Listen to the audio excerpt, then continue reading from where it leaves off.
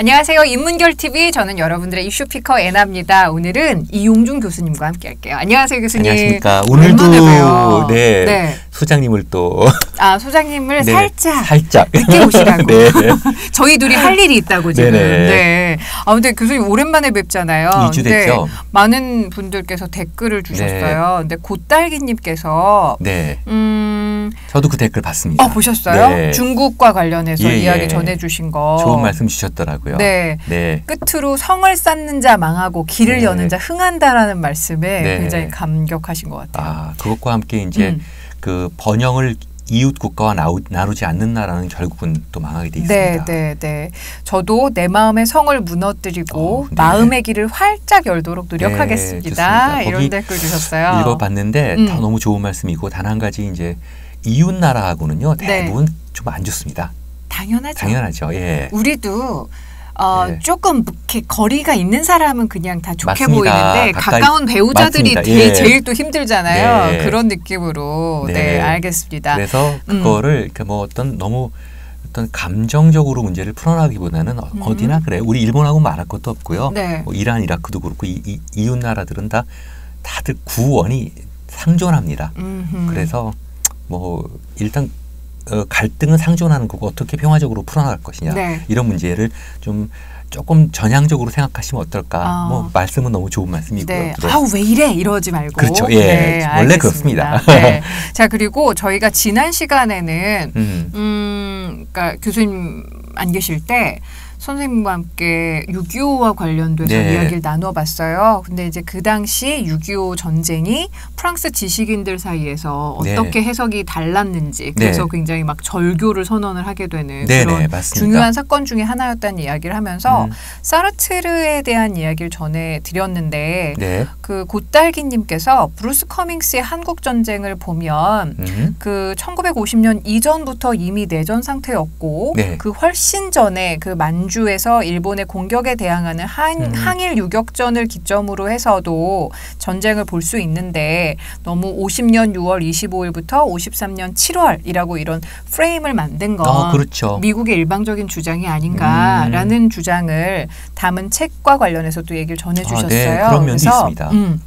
오늘 조금 더 자세하게 저희가 6.25 특집 그러니까 6.25 특집이라고 하기에는 지금 어찌 보면 뭐 종전협정, 뭐 평화협정 이런 이야기들이 나오는데 그 사건의 전체적인 시발점이 됐던 것에 대해서 우리가 좀 이해가 부족하지 않나 싶어서 오늘 그걸 좀 자세하게 다뤄보려고요. 그래서 교수님께서 가지고 오신 주제가 유엔 결의를 통해서 본 한국 전쟁, 즉 국제법적으로 한국 전쟁 자체는 국제법 의 어떤 가장 핵심적인 이슈가 이렇게 응축되어 있는 그런 어떤 무력 분쟁이에요. 예전에 그 유명한 한스 켈슨이라고 그 독일 유명한 국제법 학자죠. 법철학자기도 하고 나중에 이제 미국서 망명 가셔서 이제 버클리 계셨는데 그분이 쓴 그 책에 보면 한국 전쟁 자체가 국제법 이슈다 이렇게 말씀을 하십니다.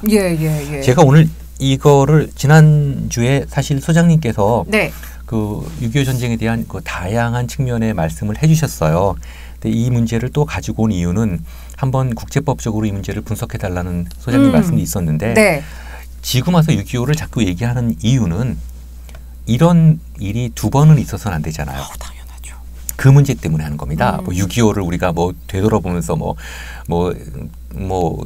우리 제 부모님 세대들이 항상 6.25 때 말이야 너희들 뭐 이러면서 그런 말씀 드리려고 하는 게 아니라 이러한 비극적인 사태가 다시 벌어져서는 안 되는데 그 목적을 향해서 기존에 있었던 논리는 뭐냐 하면은 반공정신이었어요. 그래서 우리가 이제 뭐 반공정신으로 그 적을 향해서 똘똘 뭉쳐야 된다.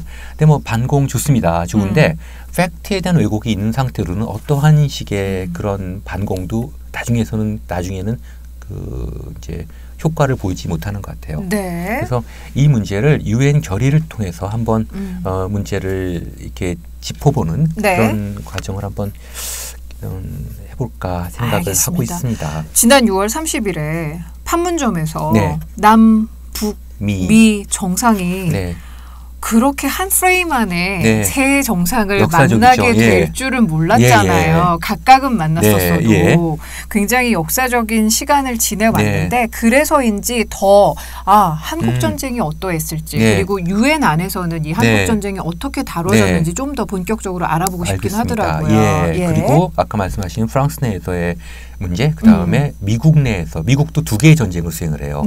그래서 이제 그 문제를 좀 레퍼런스를 가지고 조금 지루하실 수도 있지만 이 기본적인 레퍼런스 제가 오늘 이것도 혹시 해서 유엔 원본을 가지고 왔습니다. 직접 갖고 오셨네요. 원본을 갖고 왔어요. 당시 1950년 6월 이제 하고 7월에 있었던 결의 원본을 갖다가 그냥 갖고 왔습니다. PDF 본으로 해갖고요. 알겠습니다. 자, 그런데 지금 결의 뭐 82호, 83호, 84호에 대해서 이야기를 해주신다고 맞습니다. 하셨는데 이게 뭐에 대한 결의였을까요? 전쟁이 나고요. 6월 25일부터 7월 달까지 4번의 결의가 있었어요. 근데 이제 82호, 1, 2, 3, 4가 의미가 있고 그 다음에 85호는 조금 그냥 뭐 어떤 절차적인 문제입니다.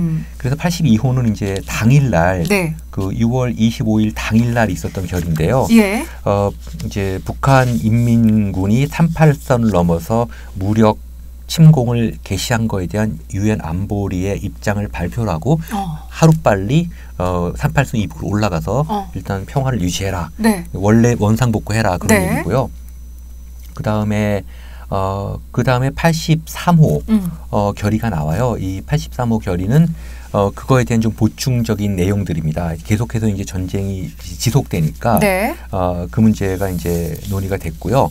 그 다음에 이제 중요한 게 84호입니다. 이제 이게 본격적으로 한국에 대한 군사적 지원을 해서 그 북한군의 침공을 막아내기 위한 결의를 한 게 이제 84호 결의입니다. 그러니까 유엔 연합군을 결성하는 해서 겁니다. 보내게 되는. 그래서 이것이 유엔 결의가 이제 유엔 헌장 제 6조하고 제 7조 안보리 그 다음에 집단적 안전보장 이 문제에 의거해서 이제 안전보장이사회가 처음으로 이제 집단적 방어권을 행사를 한 그런 결의들이죠. 유엔 역사상 가장 의미 있는 그런 결의들이기도 합니다. 그러니까 최초이자 단 한 번 있었던 맞습니다. 거 아닌가요? 그렇습니다. 이렇게는 없었어요. 그래서 88이 당시가 일요일이었는데도 불구하고 뉴욕에서 이거를 빨리 모였고요. 그다음에 이제 82, 83호 결의를 통해서 이제 평화를 유지하기 위한 유엔의 입장을 안보리를 통해서 제시를 했고 84호가 중요합니다. 84호가 이제 본격적으로 이제 군사적 조치를 강구를 하게 되죠. 군사적 조치는 유엔 역사상 그렇게 많지는 않아요. 뭐 10몇 번 정도인데 이 군사적 조치는 그 중에서도 아주 유니크합니다. 우리가 이제 제가 말씀드리려고 하는 게 이제 유엔군이 과연 어떤 법적 지위를 갖고 있는가. 우리가 유엔군이라고 하는데 UN Forces라고 하는데 엄밀한 의미로는 유엔군은 아닙니다. 다시 말씀드리면 이거는 평화 유지 활동에 들어가지가 않습니다. 여기 결의 제 84호 7월 7일자 결의의 제 5항 보면은 그 유엔 안보리가 authorized the unified command at its discretion to use the United Nations flag in the course of operation against North Korean forces 이렇게 나와 있습니다. 이 소리가 뭐냐 하면은 16개국 참전국들이 유엔이라는 하나의 실체 내에서 유엔의 이름으로 한국전에 파병되는 군이 아니에요. 그러면요? 그렇게 알고 있었는데? 아닙니다. 전혀 아닙니다. 제가 무슨 뭐 갑자기 뭐 무슨 종북이 된 게 아니라 이게 자기 검열하는 게 힘들어요. 그러니까 유엔 지금 결의 제4항에 명문의 규정으로 5항입니다. 5항에 명문의 규정으로 나와 있는데 그러니까 통합사령부를 구성할 수 있고 이 통합사령부는 각 나라 군대가 북한군과 전투를 하는 과정에서 자신의 재량에 의해서 유엔기와 자국기를 동시에 게시할 수 있다 이렇게 얘기를 하고 있습니다. 그러니까 지금 설명은 저희가 흔히 그냥 아는 거는 유엔군 해서 그러니까 16개국의 군대가 하나의 유엔 군으로서 같이 통합해서 들어가서 싸우고 아니에요. 작전을 수행하는 걸로 알고 있었는데 그게 아니라 각계전투입니다. 그건 제가 나중에 이것과 함께 정치적인 문제를 설명을 드릴게요. 이건 각계전투고요. Unified Command라고 해서 통합사령부를 구성할 수 있고 그 통합사령부의 전체적 지휘하에서 각 개별 국가들이 전투를 진행을 하는데 단지 자국기와 유엔기를 같이 개항할 수 있다. 이렇게만 유엔이 허락을 한 겁니다. 그러면요, 교수님, 만약에 통합해서 움직이는 게 아니라 각계 전투를 한다면 각 군과 그러니까 각 국가의 군대가 움직이는 데 있어서 좀 비합리적이었을 수도 그러니까 있고. 작전상 유니파이드 커맨드라고 해서 이 통합사령부를 설치를 하고 통합사령부의 사령관은 미군이 맡게 되는 겁니다. 그렇게 정도. 그러니까 이후에 지금까지 존속하고 있지만 유엔군 사령부 문제가 1970년대 중반에 유엔에서 큰 논의가 됐었고요. 사실은 굉장히 명목적이지만은 유엔 연감에 보고 유엔 당시 총회 기록에 보면 유엔 유나이티드 네이션 커맨드란 말이 나와요. 나오긴 나오는데 실제로는 유니파이드 커맨드라고 해서 통합사령부만 구성하지 유엔군이라는 거는 일종의 평화유지군 역할을 할 때 유엔군이라고 하는데 그렇지는 않습니다. 그냥 그 사령부만. 그러니까 사령부만 있습니다. 그건 뭐 유엔 결의 제 84호 7월 7일자 결의 제 5항에 그대로 나와 있습니다. 그래서 그 문제가 지금도 조금 마치 뭐 유엔사 해체를 요구한 무슨 뭐 종북 뭐 당장 뭐 북한의 남침을 끌어들이는 생각하는데 유엔 자체가 그렇게 결의를 안 해요. 그 정도 권한을 주지 않습니다. 나중에 제가 이 문제는 말씀드릴게요. 유엔도 미국도 영국도 프랑스도요. 이 전쟁을 통일 전쟁으로 생각을 안 했어요. 그럼 무슨 전쟁으로 생각할까요? 38선까지만 다시 올려놓는 거죠. 원래 상태로 회복. 그러니까 침략한 누군가를 그냥 올려보내는 그 정도만 생각을 한 거지. 맞습니다. 뭔가 평화를 유지하기 위해서 이런 게 아니라. 그 제7랑 유엔 헌장 제7항에 죄송합니다. 제 챕터 7에 나와 있는 다시 한번 maintenance of peace and security. 그러니까 평화의 restore, 회복과 유지 정도만 생각을 한 거죠. 그건 명확합니다. 여기 유엔 기록에 다 나와 있습니다. 그러니까 한반도를 전체적으로 뭔가 이렇게 수호하기 위해서 그런 거 아니에요. 그렇다기보다는 지금 터진 사건에 대해서 사안에 대해서만 원상회복 정도. 부부가 둘이 싸웠는데 자 일단 화해만 시켜. 니네 그 나머지는 니네가 알아서 해. 이렇게 한 겁니다. 그거는 나중에 인천 상륙작전과 관련된 미 그 행정부의 여러 가지 결정 문제들과 연계해서 제가 다시 말씀을 드릴게요. 그다음에 이제 파병을 했잖아요. 16개국이 파병을 합니다. 각계 전투예요. 미국은 이 파병을 위해서 각 나라와 교섭을 합니다. 그러니까 뭐 유엔에서 손 들어갖고 다 가자 이런 게 아니라 각 나라와 개별 교섭을 합니다. 영국 갈래? 프랑스 갈래? 근데 당시에 영국이 애틀리 정부고요. 노동장 정부고 프랑스 같은 경우는 중도파였는데요. 굉장히 정권이 많이 바뀌었어요. 영국과 프랑스는 당시에 한국전쟁 참전에 대해서 굉장히 회의적이었습니다. 왜 가야 돼? 거길 왜 가야 돼? 우리가 거길 왜 가야 되는데 그리고 프랑스 같은 경우도 굉장히 회의적이었고 영국도 그랬습니다. 안 가려고 했는데요. 미국이 간단히 제어버렸습니다. 어떻게요? 돈 줄게. 그게 이제 마샬 플랜의 연장입니다. 당시에 지금 유럽이 2차 대전 직후에 시장이 붕괴돼 갖고 젊은 애들이 굶고 있었어요. 불만은 폭증되고 얘들을 취업을 안 시키면은 그대로 정권이 무너지는데 미국이 가서 돈 줄게. 그래서 마샬 플랜 연장하면서 그 EBRD를 통해서 더 많은 그 자금이 투자됐죠. 그러면서 영국과 프랑스가 그러면 가야지. 그리고 그 당시에 취직이 안 됐거든요. 노는이 뭐예요. 그리고 다 속였어요. 미국도 그렇고 영국도 프랑스도 자국민을 다 속였습니다. 이 전쟁이가 위험하다고 얘기하지 않았어요. 사탕 공장에 다니던 젊은 애들 붙들어다가 여기 별거 아니고 북한이라는 데는 그 완전히 원시 수준의 무기를 갖고 있기 때문에 뭐 미국이 가면은 우리 얘기 들었더니 벌써 뭐 다 이겨놨대. 이게 뭐 오기도 전에 참 먹고 다 도망간다. 그래서 그냥 갔다 오면 돈 좀 줄 테니까 가라. 그렇게 이제 하고 갔죠. 그래서 영국도 프랑스도 이제 참전을 결정하게 되고 이렇게 참전을 했는데요. 사실 올 때 굉장히 방심하고 왔어요. 그 예컨대 프랑스만 해도 프랑스군이 이제 몇 차례에 걸쳐서 한국전에 참전하는데 11월 달에 이제 본진이 들어오는데 50년 11월 달에 그 당시에 그 프랑스어 통역을 하셨던 나중에 서울대 불문과 교수님을 역임하셨던 그 당시 서울 물리대 불문과 학생이셨던 통역 교수님 말씀을 하시는데 부산에 이제 마중하러 갔대요. 그랬더니 프랑스군이 반팔로 왔더래요. 11월에. 그래서 대한민국의 날씨를 몰랐구나. 그러니까 어느 정도냐면 그래서 이게 왜 이렇게 오냐 그랬더니 여기 인도차이나 아니냐 그러더래요. 어딘지도 몰랐어. 어딘지도 모르고 오는 거예요. 세상에. 왜냐하면 프랑스의 자체 속이고 영국도 가서 죽는다 그러면 설마 가겠어요? 그러니까 아무것도 아니고 가면 괜찮다 그랬는데 미국만 5만 명 죽고 근데 그 해 11월 달에 북진해갖고 함경북도 날씨가 영하 40도까지 내려갔잖아요. 네. 그래갖고 그 초신 뭐라 그러죠? 그 전투 장진호 전투에서 네. 사실 총에 맞아 죽는 것보다 아침에 다 동사해서 당시 시신 사진을 보면요. 다 사람이 네. 이렇게 얼어갖고 이렇게 쭉 펴져 있지가 않아요. 그거 다 죽었죠. 미군 역사상 지금까지 그렇게 처참한 패배를 맛본 적이 없습니다. 미국 전체가 이렇게 멘붕이 됐습니다. 네. FM 라디오 중간에 네. 혹시 가족 중에서 한국전에 가 있는 경우가 있으면은 좀 마음을 단디하시라고 전멸했다는 소식이 있다.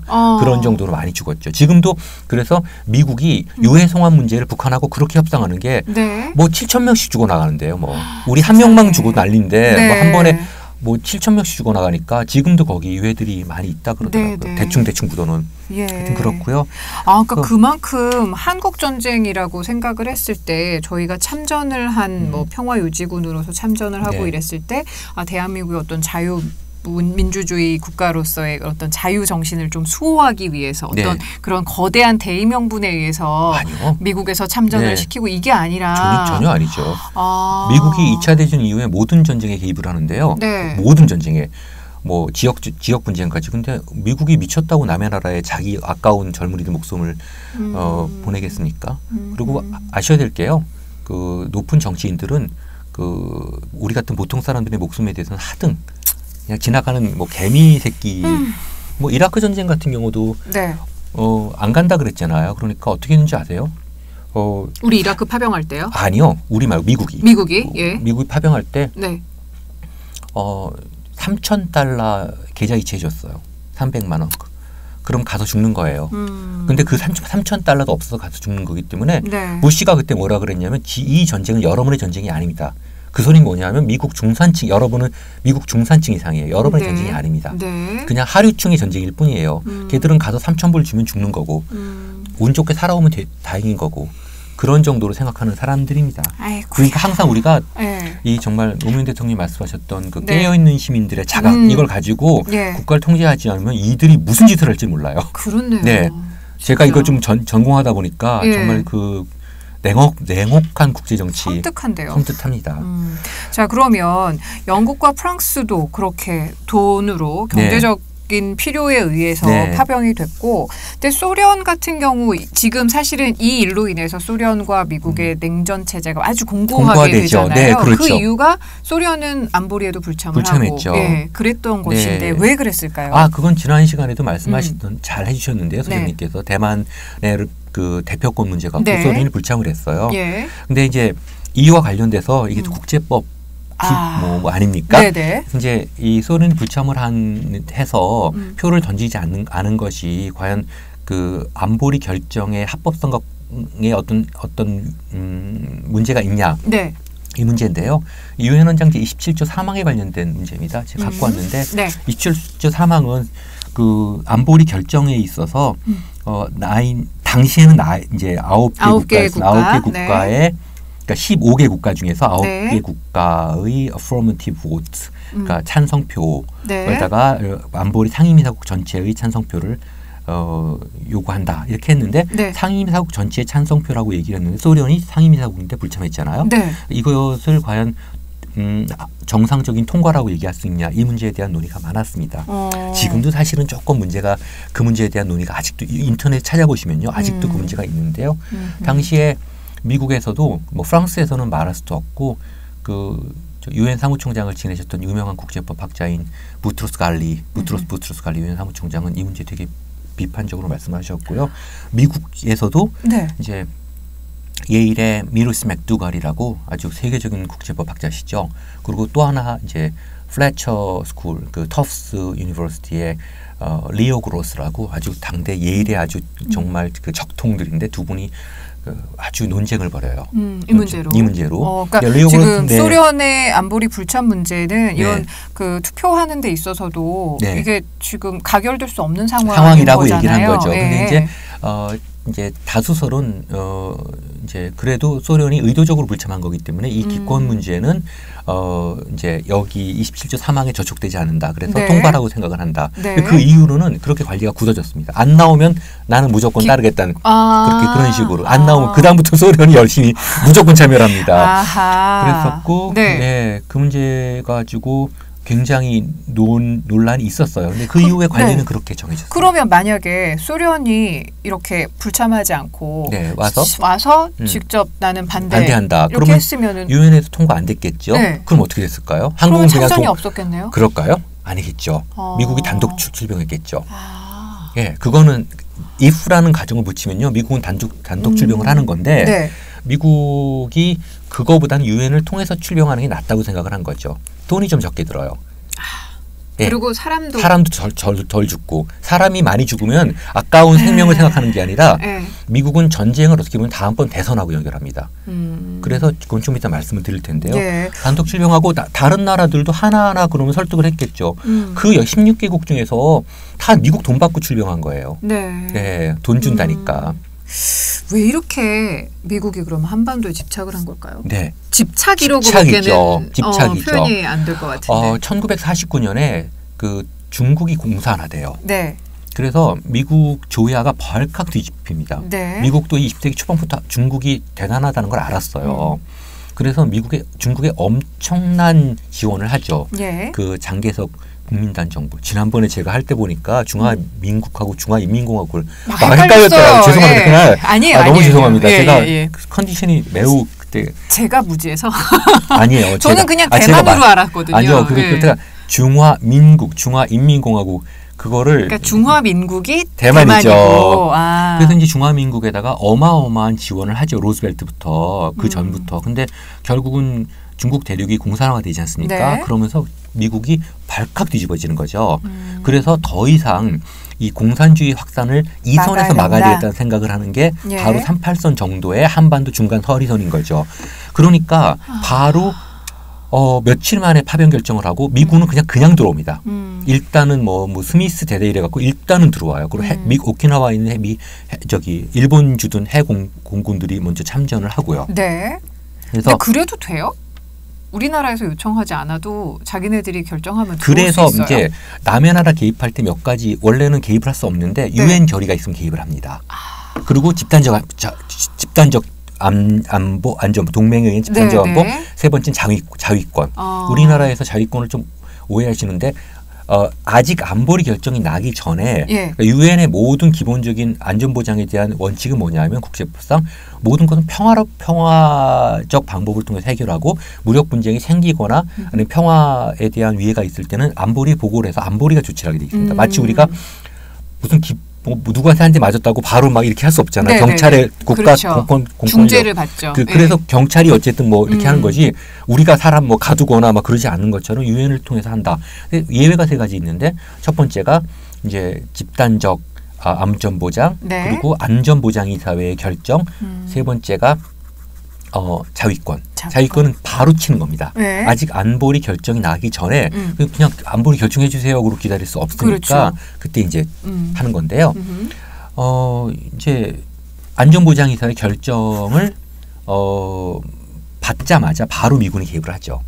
예, 미군이 첫 번째로 16개국 이렇게 다 몰아서 손 붙잡고 들어온 게 아니라 되는 대로 들어와. 우리 먼저 갈게. 되는 대로 들어와. 그랬고 미군이 전체적인 전선지휘를 하죠. 그러니까 일단 개별 국가로 들어오고 통합사령부는 우리가 꾸릴 테니까. 네, 맞습니다. 전체 작전은 미군이 총지휘를 하는 거죠. 미군 사령관이. 근데 그 미군 사령관은 지금도 그렇지만 유엔군 사령관을 겸임합니다. 마지막에 휴전협정을 할 때 그 클라크 대장이 8군 사령관이면서 그 유엔군 사령관으로서 사인을 해요. 그렇기 때문에 그러니까 대표는 그렇게 됩니다. 그래서 이제 그렇게 되다 보니까 한반도에 집착을 하게 되고 한반도로 바로 들어가게 됐죠. 그래서 이제 많이 이제 우리나라에 이제 과거에 보면은 미군이 있어야지 이렇게 될 거다 뭐 이렇게 생각을 이제 북한이 남침했을 때 얘기가 좀 길지만은 근데 한국 전쟁은 좀 특수합니다. 월남전 같은 경우만 해도 2개 정권을 고민하거든요. 네. 근데 한국 전쟁은 바로 개입을 해요. 그래서 이제 집착을 할 수밖에 없는 거죠. 미국 같은 경우는. 그러니까 월남전은 좀 2개의 정부를 저울질을 했었다면 우리나라의 한국 전쟁은 그냥 남한 정부를 확실하게 맞고 그거는 그 동아시아 내에 미국의 전략적 이해를 더 이상 양보할 수는 없다는 생각을 하는 거죠. 미국도 1940년대 말 50년대 초반에 미국 국제법 학자들의 그 전략 계획들이 아메리칸 저널 오브 인터내셔널 그 미국 국제법 학회 저널에 미래에 대한 여러 가지 그 디자인이 나옵니다. 그때 보면은 어떤 식으로 이거를 문제를 풀어나가야 될까. 우리는 보면은 뭐 모든 게 사실 국제법적이잖아요. 그때나 지금이나 뭐 38선이 그어진 것도 그렇고 단독 정부가 세워진 거 유일한 합법 정부로 승인된 거 이런 게 그렇고 사실은 뭐 거의 날마다 일이 오늘도 보니까 아베가 또 뭐 문제 없다고 그것도 국제법상 문제 없다고 그 얘기도 좀 짚어봐야 되는데 일단 우리 다음 주에 한번 해보고요. 6.25에 집중을 해서 그리고 이제 근데 그 미국이 생각하는 한국 전쟁 이거는 우리가 생각하는 거는 다릅니다. 어떻게 다를까요? 미국은 2개의 전쟁을 수행을 해요. 2개의 전쟁이다. 그러니까 한반도에 있는 그 전선의 지휘권에 생각하는 전쟁이 있고요. 미국 워싱턴의 전쟁이 있습니다. 워싱턴의 전쟁이라면 워싱턴 전쟁은요. 한국 전쟁을 관리하는 차원이죠. 어떤 식의 관리를 말씀하시는 거죠? 52년 대선 때문에요. 그러니까 자신들의 대선 정치적인 활용을 위해서 한국 전쟁을 어떻게 쓸 것인가를 문제들이고요. 그다음에 여기 전쟁은 이쪽 그 전선에서 전쟁은 또 다르고요. 그다음에 또 하나 이 2개라는 의미는요. 미 육군의 전쟁이 있고 해군의 전쟁이 있습니다. 우리가 생각하기에는 미 군대가 이렇게 통합적으로 움직여야 되는데 미국은 달라요. 육군은 육군대로 움직이고 해군대로 움직이고 그래서 프란체스카 여사의 회고록을 보면요. 9월달에 미 해군을 이제 국방부에서 미 국방부에서 인천 상륙작전을 반대를 하니까 메카서 장군이 육군을 움직이지 못하고 해군을 통해 갖고 인천으로 움직입니다. 이해가 안 되실 정도로. 그게 저는 지금 이제까지는 그러니까 인천 상륙 작전이 바닷길에서 이루어지는 그 군대 문제니까 해군인 거지. 뭐 육군하고 어떤 마찰 때문에 마찰이 심했어요. 그래서 프란체스카 여사 회고록을 보면은요. 이승만 대통령이 가서 워커 장군한테 메카우더 장군이 인천으로 상륙을 한다고 하는데 확인을 해달라 그랬더니 워커 장군 말이 뭐 내가 알 게 뭐냐. 해군이 그런다는데 우리는 모르겠다. 우리는 지금 낙동강 전선의 방어가 지금 중요하다. 그렇게 얘기를 하거든요. 자 보세요. 9월 15일 날 인천 상륙작전이 성공리에 이제 마쳤는데요.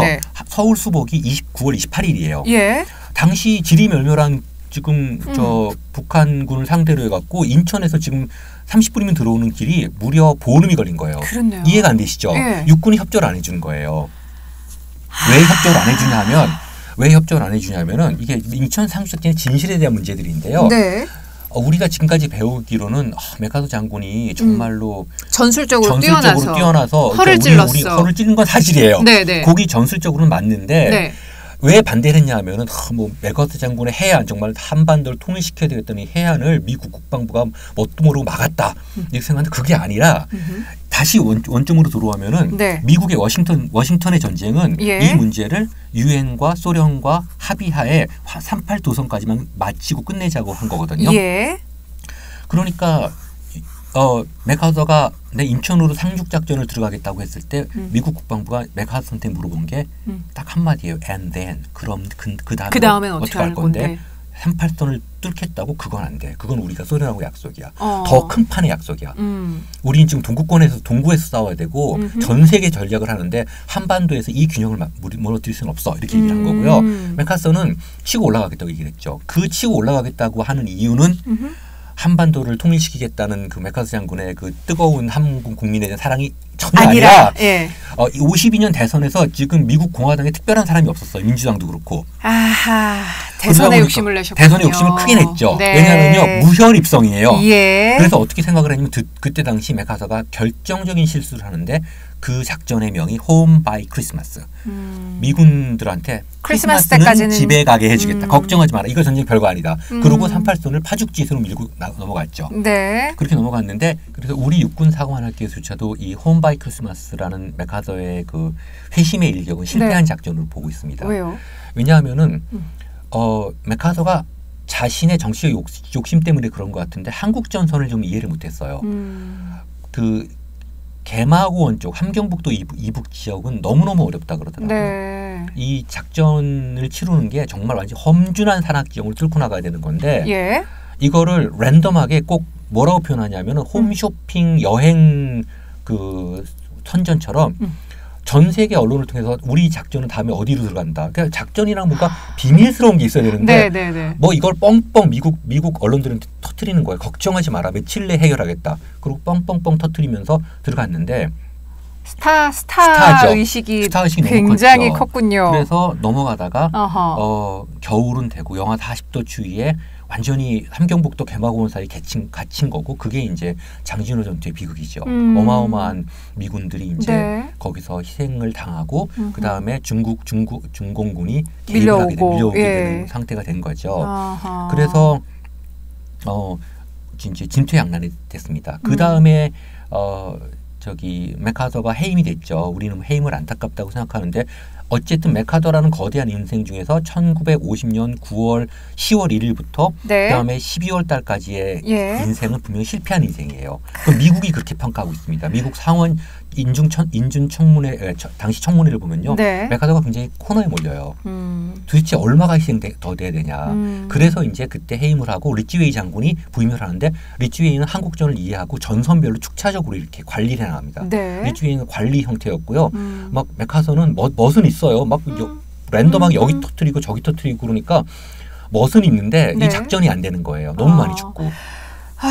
미군만 죽었습니까? 그 당시 한국 전쟁에서 이거를 통해서 또 얼마나 많은 사람들이 죽고 죽임을 당하고 세상에. 그래서 그리고 이제 당시에 이제 중공군의 개입 문제인데요. 중공군이 갑자기 10월 말에 50년 10월 말에 이렇게 몰래 싹 들어온 게 아니에요. 주울레가 공식적으로 계속 외신을 통해서 발표합니다. 우리는 한국군이 38선을 넘는 거에 대해서는 묵인하겠다. 근데 만약에 미군이 넘으면 우리는 바로 개입한다라는 걸 이미 10월 초부터 얘기를 합니다. 그리고 당시 중국 주재 인도 대사를 통해서도 유엔에 계속 그걸 경고를 해요.